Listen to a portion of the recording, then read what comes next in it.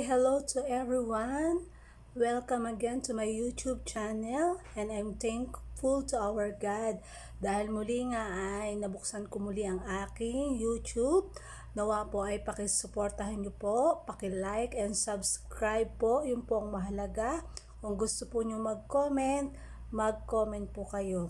Ang ating pong topic ngayon ay about sa water. Kahit po pala tayo nainom ng tubig, dapat po pala ay meron din tayong average na dapat inumin. 6 to 8 glasses or 10 glasses in a day. Or yung iba po nakaka 2 liters. Pero dapat po pala ay in a day, not in a minute. Dahil pwede po ito mag-cause din ng death. Kaya kailangan po na aware po tayo sa pag-inom ng tubig. Kahit tubig po, nakakamatay kung hindi po natin alam. Kasi minsan po uhaw na uhaw tayo, ay nainom po tayo ng sobra. Delikado po rin po pala iyon na maaari pong mag-cause ng pagkamatay. Kaya dapat po ingat-ingat tayo sa pag-inom ng tubig. Yung tamang pag-inom lang po kung nauuhaw po isang baso or mas mahigit, pero wag po sobra kasi delikado daw po ito sa ating kalusugan.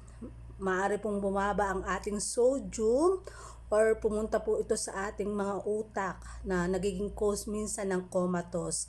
Kaya dapat po ay maging aware tayo. Hindi po basta-basta kapag uhaw na uhaw, sobra yung pag-inom natin.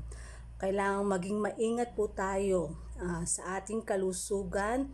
At nawa po ay meron po kayong magandang natutunan sa aking maliit na vlog, sa aking maliit na itinuro sa inyong lahat.